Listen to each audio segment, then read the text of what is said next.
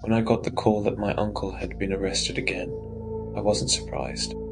He was charming, reckless, and unpredictable. The kind of guy who knew his way around trouble and didn't seem to mind it. But this time felt different. It wasn't just a few months, he was facing 10 years. A decade behind bars for possession of over a pound of cocaine. They said it was hidden in the trunk of his car, packed away as casually as groceries. It stung. He'd promised us he was clean, that his wild years were behind him. Even at Thanksgiving, he'd go out of his way to remind us all that he was on the straight and narrow. We'd had our doubts. Old habits don't vanish overnight, after all. But a pound? None of us had seen that coming. My uncle swore up and down the drugs weren't his, said he was framed, that someone wanted to see him gone for good. But when we pressed him on it, he'd just clam up, muttering that spending a decade locked away was better than what they would do to him. After he was sentenced, my mom called, her voice tight, asking if I could go to his place and sort through his things. It was typical family duty, the kind of thing I couldn't turn down. I wasn't close with him, but family ties run deep enough to leave you feeling responsible, even when you know you shouldn't. So with him locked away for the next 10 years, I volunteered to clear out his apartment, move his things to storage. I didn't know why I was so eager, but maybe I felt like it was the least I could do. The place was a disaster, exactly as I expected. His kitchen cupboards were filled with thrift store pots and pans, each one more scratched and mismatched than the last. I could see him at the stove, cigarette dangling from his lips, stirring whatever random meal he'd thrown together in those beat-up pans. The living room was its own kind of graveyard. Ashtrays covered nearly every surface, filled weeks' worth of cigarette butts. The walls were a deep, sickly yellow from years of constant smoke. Even the light switches had turned the same shade, crusted over from the nasty habit that had stained every inch of the place. It was clear he hadn't cracked a window in years. I found myself running my fingers along the walls, almost wondering if the yellow residue would come off. It didn't. In one corner of the room was his pride and joy, a collection of Star Trek figurines and posters, lined up on a crooked shelf he'd likely hammered up himself. He'd been a fan for as long as I could remember, always rambling about episodes I'd never seen and characters I couldn't name. Dozens of plastic figures with blank, determined stares watched me pack up their home, my uncle's treasures boxed up and ready to be hidden away for who knew how long. It took a few days, but I finally got the majority of the place packed. 3 trips in my truck, hauling boxes and crates to the storage facility across town, until the apartment was stripped bare. The only things left were the stained carpet, the nicotine-coated walls, and the broken blinds barely hanging in the windows. There was no way he was getting his security deposit back. The damage was practically baked into the place. But it didn't matter anymore.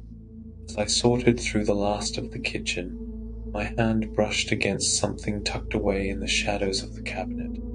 I pulled it out and found myself holding a small, leather-bound book. The cover was cracked and worn, the leather soft from age, with a faint smell of cigarette smoke clinging to it. The pages inside were yellowed, brittle, and marked with years of kitchen chaos, stains, smudges, and scribbled notes everywhere.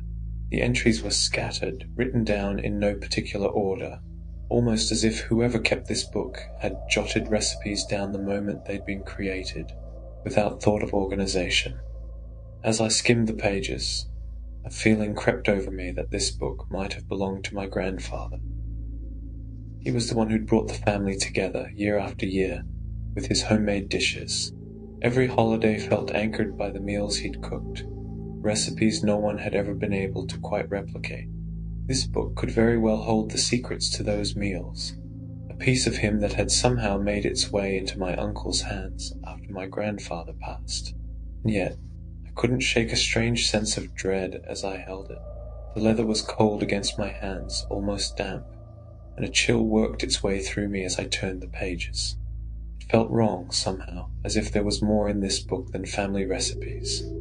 Curious about the book's origins, I brought it to my mom.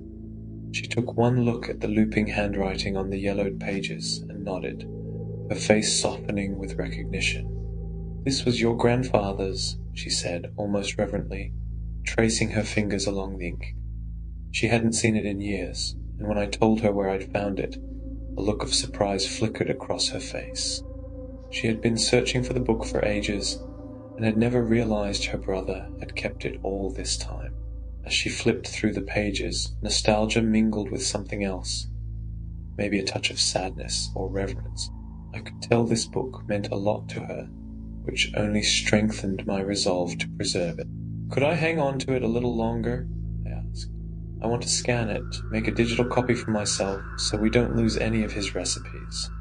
My mom agreed without hesitation, grateful that I was taking the time to safeguard something she hadn't known was still around, so I got to work. Over the next few weeks, in the gaps of my day-to-day life, I carefully scanned each page. I wasn't too focused on the content itself, more concerned with making sure each recipe was clear and legible, and didn't pay close attention to the strange ingredients and odd notes scattered throughout. My only goal was to make the text accessible, giving life to a digital copy that would be preserved indefinitely. Once I finished, I spent a few hours merging the scanned images, piecing them together to create a seamless digital version. When it was finally done, I returned the original to my mom, feeling a strange mix of relief and satisfaction. The family recipes were now safe, and I thought that was the end of it. But that sense of unease I'd felt in the kitchen, holding that worn leather cover, lingered longer than I expected. In the months that followed, I didn't think much about the recipe book. Scanning it had been a small side project, the kind I'd meant to follow up on by actually cooking a few of my grandfather's old dishes. But like so many side projects, I got wrapped up in other things, and the book's contents drifted to the back of my mind, filed away and forgotten. Then Thanksgiving rolled around. I made my way to my parents' place, expecting the usual turkey stuffing and the familiar spread that had become tradition. When I got there, though, I noticed something different right away. A large bird sat in the middle of the table, roasted to perfection, but something about it didn't look right. It was too small for a turkey, and its skin looked darker, almost rougher than the golden brown I was used to. "Nice chicken," I said, figuring they'd switch things up for a change. My mom just shook her head. "It's not a chicken," she said quietly. "It's a hen." I gave her a confused look. "What's the difference?" I asked, half laughing, expecting her to shrug it off with a quick explanation. Instead, she just stared at me, her eyes unfocused as if she were lost in thought. For a moment, her face seemed distant, almost blank, as though I'd asked a question she couldn't quite place. Then suddenly she blinked, her gaze snapping back to me. "It's just what the recipe called for," she said, a strange edge to her voice. Something about it made the hair on my arms prickle, but I pushed the feeling aside, figuring she'd just been caught up in the cooking chaos. Yet as I looked at the bird again, a small flicker of unease crept in, settling in the back of my mind like an itch I couldn't scratch. After dinner, I pulled my dad aside in the kitchen, while my mom finished clearing the table. "What's the deal with Mom tonight?" I asked, keeping my voice low. He just shrugged, brushing it off with a wave of his hand. "You know how your mother is," he said with a small smile, as though her strange excitement was just one of those quirks. He didn't give it a second thought, already moving on, but I couldn't shake the weirdness. The whole meal had been off. The hen, unlike anything we'd had before, was coated in a sweet-smelling sauce that seemed to have a faint hint of walnut to it, almost masking its pale, ashen hue.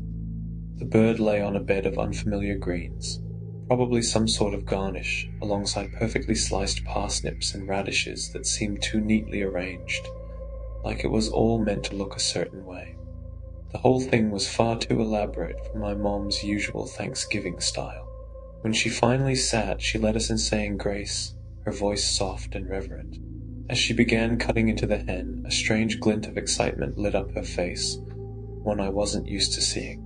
She served it up, watching each of us intently as we took our first bites. I wasn't sure what I expected, but as I brought a piece to my mouth, I could tell right away this wasn't the usual Thanksgiving fare.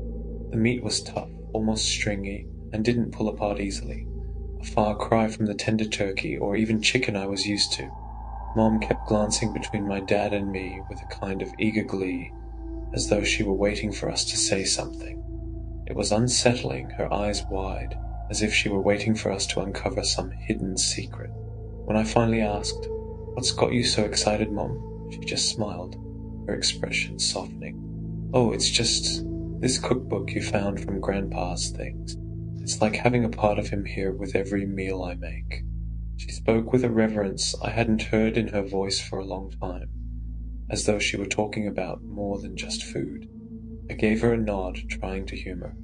"Tastes good," I said, hoping she'd ease up. I enjoyed it.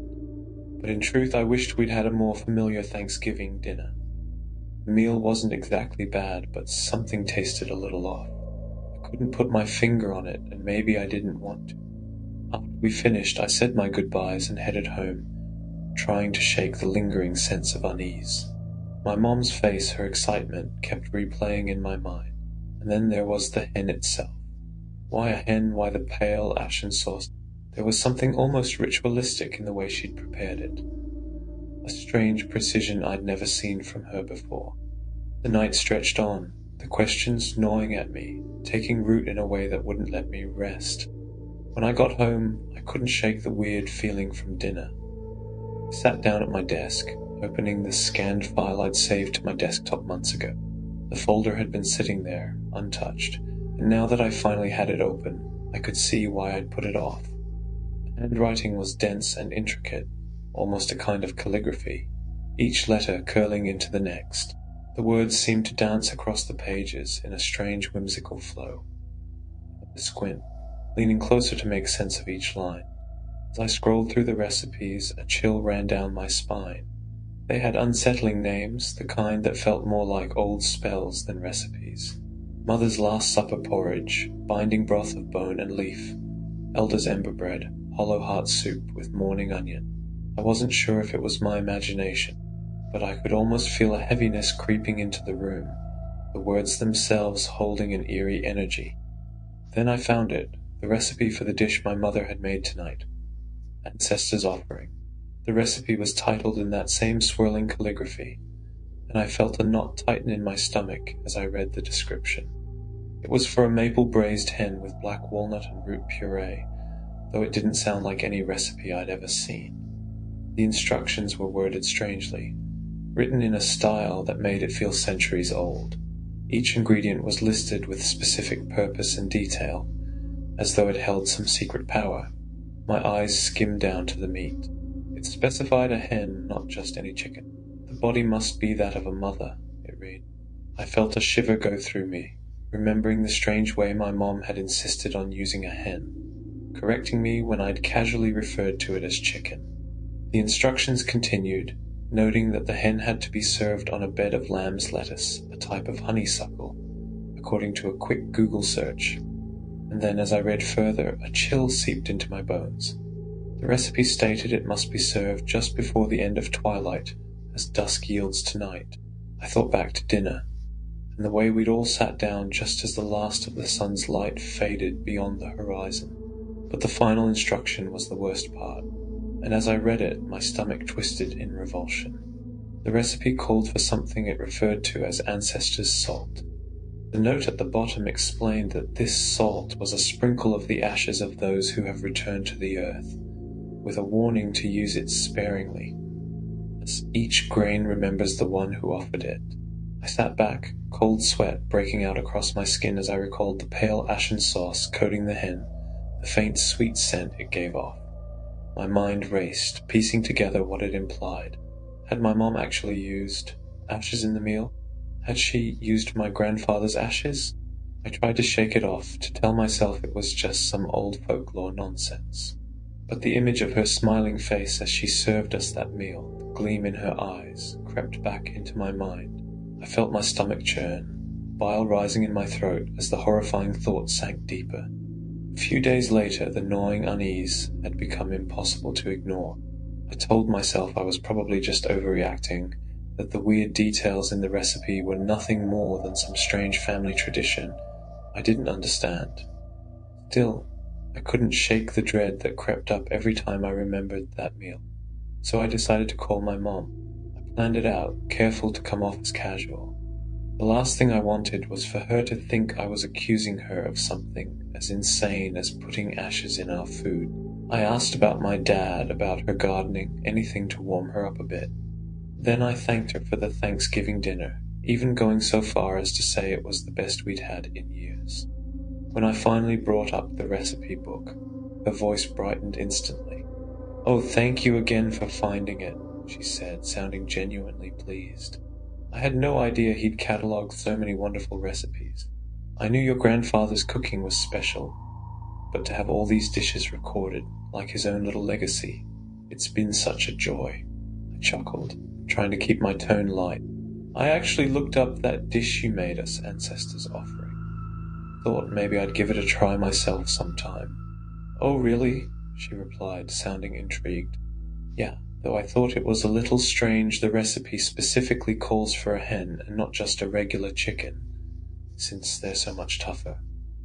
And the part that says it should be the body of a mother." I let the words hang, hoping she'd jump in with some explanation that would make it all seem less sinister. For a moment there was just silence on her end. Then quietly she said, "Well, that's just how your grandfather wrote it, I suppose." Her voice was different now, lower, as if she were carefully choosing her words. My heart thumped in my chest, and I decided to press a little further. "I also noticed it calls for something called ancestors' salt," I said, feigning confusion, pretending I hadn't read the footnote that explicitly described it. "What's that supposed to be?" The silence was even longer this time, stretching out until it became a ringing hum in my ears. When she finally spoke, her voice was barely a whisper. "I have to go," she murmured, sounding almost dazed. Before I could respond, the line clicked, leaving me in the heavy, stunned quiet. I tried calling her back immediately, but it went straight to voicemail. Her phone was off. My stomach twisted as I stared at the blank screen. Couldn't tell if I was more scared of what I might find out, or of what I might already know. Hesitated, but eventually called my dad's phone, feeling a need to at least check in. When he picked up, I told him about my call with Mom and how strange she'd been acting. "She went into her garden right after you two spoke," he said, sounding unconcerned. "Started tending to her plants, hasn't said a word since." I tried nudging him a bit, asking if he could maybe get her to talk to me, but he just brushed it off. "You're overreacting. You know how your mother is, gets all sentimental over family things. It'll just upset her if you keep nagging her about it. Give her some space." I nodded, trying to take his advice to heart. "Yeah, alright, you're probably right." After we hung up, I resolved to let it go and went about my day, chalking it up to my mom's usual habit of getting overly attached to anything with sentimental value. She'd always treated family heirlooms like they carried something sacred, almost magical. This time, I couldn't fully shake the nagging feeling in the back of my mind, something that made it impossible to forget about that recipe book.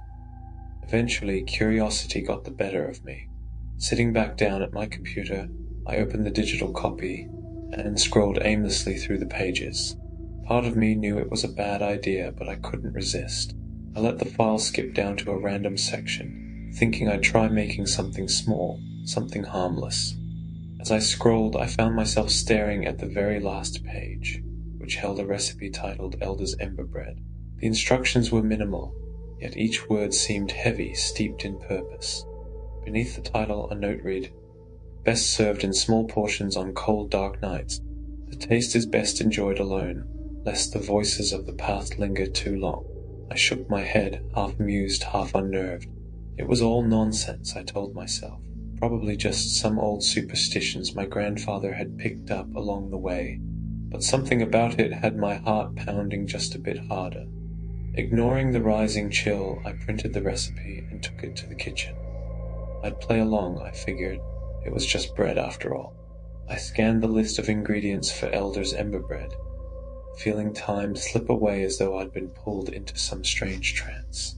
My mind blurred over, details of the process fading into a fog, yet I couldn't stop moving. I gathered everything without really thinking about it, each step drawing me deeper, as though I were following some ancient, well-worn path. I remembered flashes, the sweet scent of elderberry and honey, the earthy weight of raw rye, the dry, pungent aroma of wood burnt to charcoal. At some point I murmured something under my breath, words of thanks to my ancestors that I hadn't consciously decided to speak. The smell of warmed goat's milk lingered in the air, blending with a creamy, thick butter that had blackened over low heat. A faint scent of yew ash drifted up as I worked, curling into my nose like smoke from an unseen fire. By the time I came to my senses, night had fallen, the kitchen shadowed and still, and there, sitting on the counter, was the bread. A dark, dense loaf, blackened at the crust but glistening with an almost unnatural sheen. It looked rich and moist, and as I stared at it, a strange sense of pride swelled up within me, unnatural and unsettling, like a voice in the back of my mind was urging me to feel pleased, insisting that I'd done well. Without really thinking, I cut myself a slice and carried it to the living room, feeling compelled to enjoy my creation. A bite, and the bread filled my mouth with an earthy, bittersweet taste, smoky yet tinged with a subtle berry sweetness. It was unusual, nothing like I'd ever tasted before, but it was oddly satisfying. As I chewed, a warmth bloomed deep in my chest, spreading through me like the steady heat of a wood stove. It was comforting, almost intimate, as if the bread itself were warming me from the inside out. Before I knew it, I'd finished the entire slice, not because I'd particularly enjoyed it, but because some strange sense of obligation had pushed me to finish every bite. When I set the plate down, the warmth remained, a heavy presence settled deep inside me, and in the silence that followed I could have sworn I felt a faint rhythmic beat, a heartbeat steady and ancient, pulsing faintly beneath my skin. Over the next few weeks, I found myself drawn back to the elders' Ember bread more often than I intended. I'd noticed myself in the kitchen, knife in hand, halfway through slicing a thick piece from the loaf before even realizing I'd gotten up to do it. It was instinctive, almost as if some quiet impulse guided me back to it on those quiet, late nights.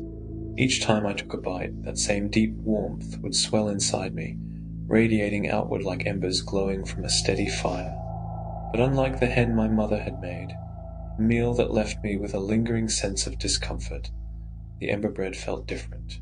It was as though each bite carried something I couldn't quite place, something familiar and almost affectionate, like a labor of love embedded into every grain. Days blended together, but the questions didn't go away. I tried to reach out to my mother several times, hoping she might open up about the recipe book, maybe explain why we both seemed so drawn to these strange meals.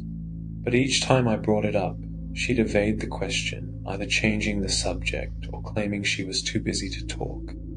She hadn't invited me over for dinner since Thanksgiving, and the distance between us felt like a slow, widening gulf.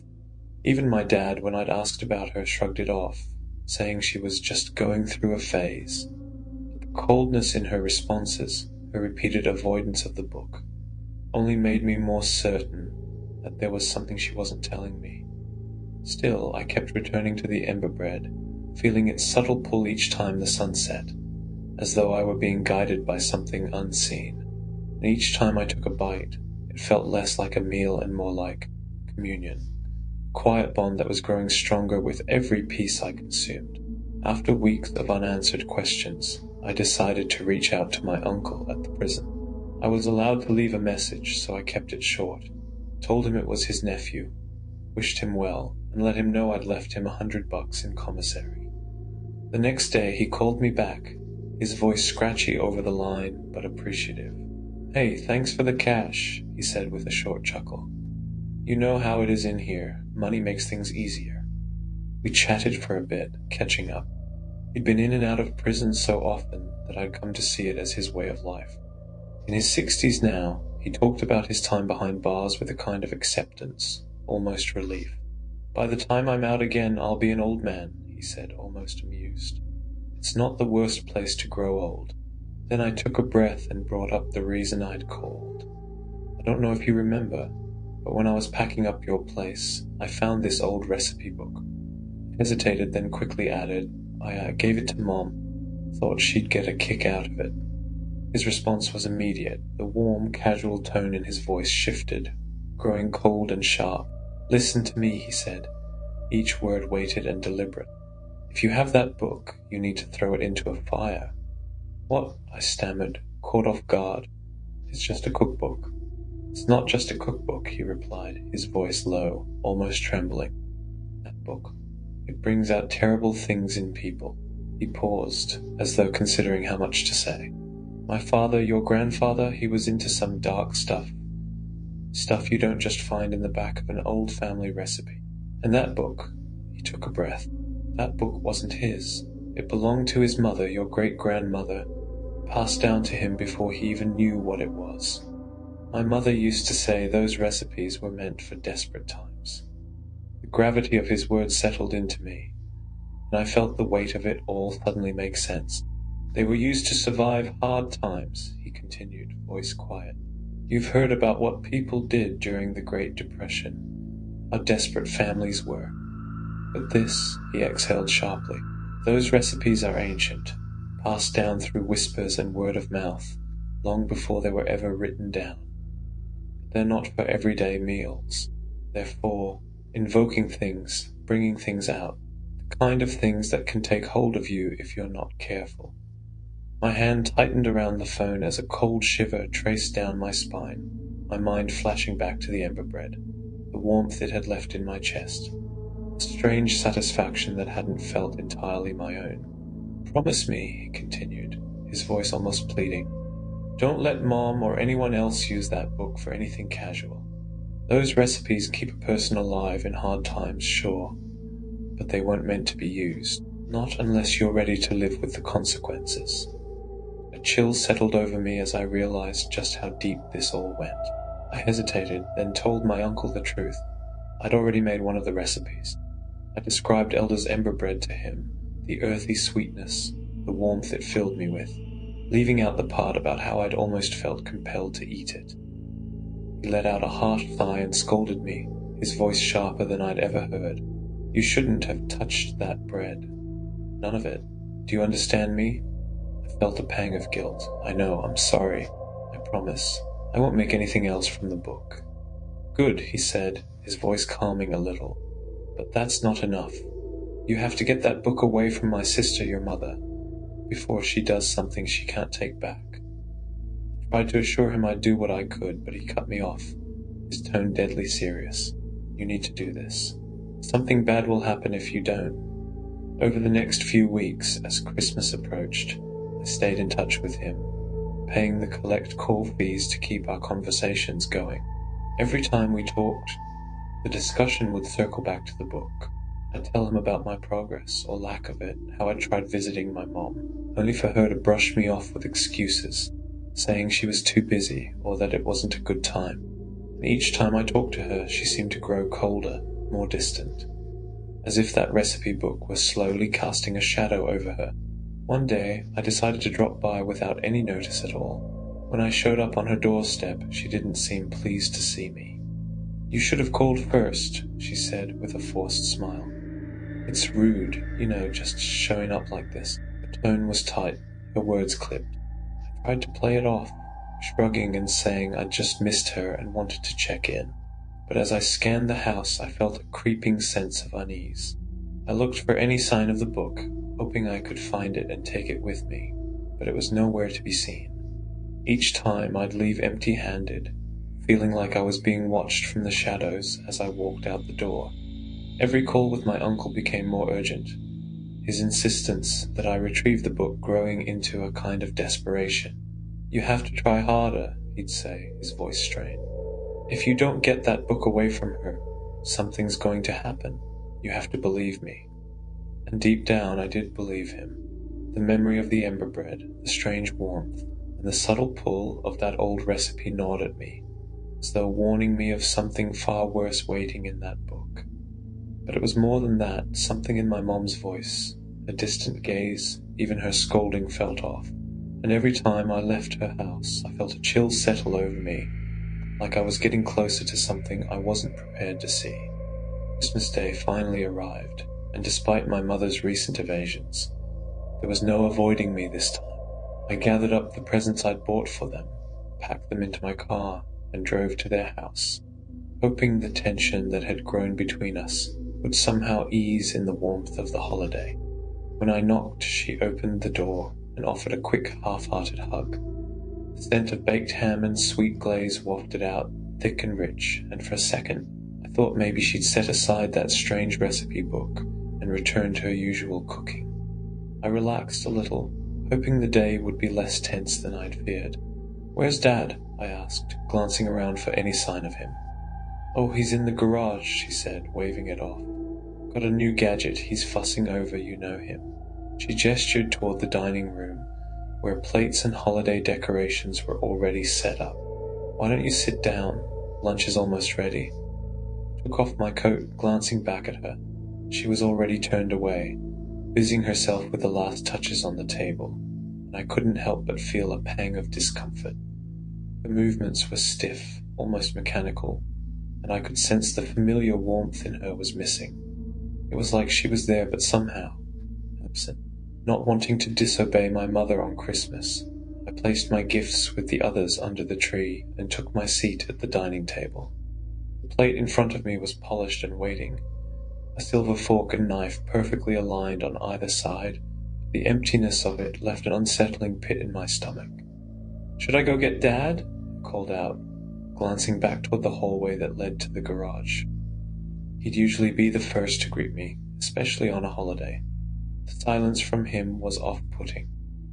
"He'll come when he's ready," my mother replied, her voice carrying from the kitchen. "He had a big breakfast, so he can join us later. Let's go ahead and start." Something about her response didn't sit right. It wasn't like my dad to skip a Christmas meal, not for any reason. A small, insistent thought tugged at me. Maybe it was the book again, casting shadows over everything in my mind, but I couldn't shake the feeling that something was wrong. "I'll just go say hello to him," I said, rising from the table. Before I'd even taken a step, she entered the dining room, carrying a large ham on an ornate silver platter. The meat was dark and glossy, almost blackened, the glaze thick and rich, coating every criss-crossed cut she'd made in the skin. The bone jutted out starkly from the center, pale against the charred flesh. "Sit down," she said, her voice oddly stern, a hint of irritation slipping through her usual holiday warmth. "This is a special meal. We should enjoy it together." I stopped, glancing from her to the closed door of the garage, the words "special meal" repeating in my head, setting off warning bells. Still I stood my ground, my stomach churning. "I just want to see Dad, that's all. I haven't even said hello." Her face tensed, her grip tightening around the platter as her voice rose. "Sit down and enjoy lunch with me." The words hung in the air, heavy and unyielding, like a command I was supposed to follow without question. But I couldn't shake the feeling that something terrible was lying just beneath the surface of her insistence. "No," I snapped, my voice echoing through the dining room. "I've had enough of this, Mom. You've been obsessed with that damn recipe book. I'm done with it." My heart pounded as I looked at her, my words hanging thick in the silence, but I didn't back down. "I'm going to the garage to get Dad. We're putting an end to this right now." Her face contorted, desperation spilling from her eyes. "Please, just sit down," she pleaded, her voice cracking as she looked at the untouched plate in front of me. "Let's have this meal together. It's important." I took a step toward the garage, determined to get my dad out here, to make him see how far she'd gone. That book had wormed its way too deep into her mind. She shrieked and threw herself in front of the door, arms outstretched as if to block my path. Her face was flushed, her voice frantic. "Don't go in there, please, just sit down. Enjoy the meal, savor it," she begged, her hands trembling as she reached out, practically pleading. There was a desperation in her voice that sounded like fear, not just of me, but of what lay beyond that door. "Mom, you're acting crazy. We need to talk, and I need to see Dad." I tried to push past her, but she held her ground, her body a thin, shaky barrier. "Please," she whispered, voice thin and desperate. "You don't understand. Don't disturb him." "Dad," I called out, raising my voice over her pleas. Silence answered at first, followed by a muffled sound, a low guttural moan, thick and unnatural, rising from the other side of the door. Froze, my blood turning cold as the sound slipped into a horrible wet gurgle. My mother's face went white, her eyes wide with terror as she realized I'd heard him. I felt a surge of adrenaline take over, and before she could react, I shoved her aside and yanked open the door. The sight that met me would be seared into my memory forever. I stepped into the garage and froze, my stomach lurching at the scene before me. My dad lay sprawled across his workbench, his face pale and slick with sweat. His right leg was tied tightly with a belt just above the thigh, a makeshift tourniquet attempting to staunch the flow of blood. A pillowcase was wrapped around the raw, exposed flesh where his leg had been crudely severed, and blood pooled on the concrete floor beneath him, glistening in the cold, fluorescent light. He lifted his head weakly, his eyes glassy and unfocused.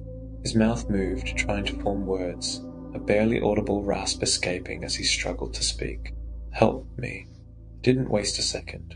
I pulled out my phone and dialed 911, my fingers shaking so badly it was hard to hit the right buttons. My mother's shrill screams erupted from behind me as she lunged into the garage, her hands clawing at the air, pleading. "Stop. Please, just sit down, just have lunch with me," she wailed, her voice high-pitched and frantic. Her face was twisted in desperation, tears streaming down her cheeks. But I didn't listen, I couldn't. I backed up, keeping a wide berth between her and my dad, and relayed the horror I was seeing to the dispatcher. "It's my dad, he's lost his leg. He's barely conscious," I stammered, voice cracking. "Please, you need to hurry." The dispatcher assured me that help was on the way, asking me to stay on the line, but my mother's desperate cries filled the garage, creating a haunting echo. She clutched at her head, her fingers digging into her scalp as she repeated, "Please, just come back to the table. Just eat. You have to eat." I kept my distance, heart pounding as I watched her spiral into a frantic haze, but she never laid a finger on me.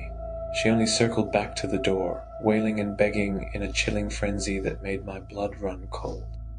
The police arrived within minutes, their lights flashing against the house, and rushed into the garage to assess the situation. My mother resisted, screaming and flailing as they restrained her, her pleas becoming incoherent sobs as they led her away. I could barely breathe as I watched them take her, her voice a haunting wail that echoed down the driveway, begging me to come back and join her at the table. Paramedics rushed in and began working on my dad, quickly stabilizing him and loading him onto a stretcher. I followed them outside, numb with shock, barely able to process the scene that had unfolded. In the frigid December air, my mind reeled, looping over her chilling words and the horrible sight in that garage. That Christmas, the warmth of family and familiarity had turned into something I could barely comprehend, twisted into a nightmare I would never forget. Stayed by my father's side every day at the hospital, watching over him as he slowly regained strength. On good days, when the painkillers were working and his mind was clearer, he told me everything he could remember about the last month with my mother. She'd been making strange, elaborate meals every single night since Thanksgiving, insisting he try each one. At first, he thought it was just a new holiday tradition, a way to honor Grandpa's recipes. But as the dishes grew more unusual, more disturbing, he realized something was deeply wrong. She had started mumbling to herself while she cooked, almost like she was speaking to someone who wasn't there. Eventually, he'd stopped eating at the house altogether, sneaking out for meals at nearby diners, finding any excuse he could to avoid her food. He even admitted that on Christmas morning when he tried to leave, she had drugged his coffee.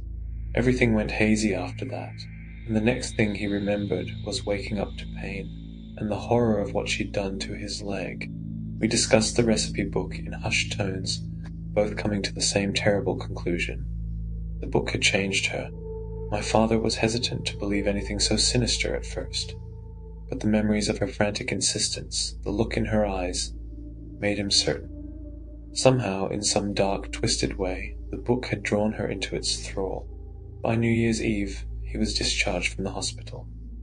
I promised him I'd stay with him as he recovered, my own guilt over the role I'd unwittingly played gnawing at me. He accepted, his eyes carrying the quiet pain of someone forever altered. My mother, meanwhile, was undergoing evaluation in a psychiatric hospital. Since that Christmas, I hadn't seen her. I'd gotten updates from the doctors. They said she was calm, coherent, but that her words remained disturbing. She admitted to doing what she did to my father, repeating over and over, "We need to do what we must to survive the darkest days of the year." Her voice would drop to a whisper, a distant look in her eyes, as though the phrase were a sacred mantra. On New Year's Eve, as the minutes ticked toward midnight, my father and I went out to his backyard fire pit. I carried the recipe book, feeling its familiar weight in my hands one last time. Without a word, I tossed it into the fire, watching as the flames curled around the old leather, devouring the yellowed pages. It crackled and twisted in the heat, the recipes that had plagued us dissolving into ash. My father's hand on my shoulder was the only anchor I had as the smoke rose, dissipating into the cold night air. But as the last ember faded, I felt a pang of something like regret. Later, as I sat alone staring at my computer, I hovered over the file on my desktop. The digital copy, each recipe scanned and preserved in perfect, chilling detail. I knew I should delete it, erase any trace of the book that had shattered my family, and yet I couldn't bring myself to do it. I fear that it may have a hold on me.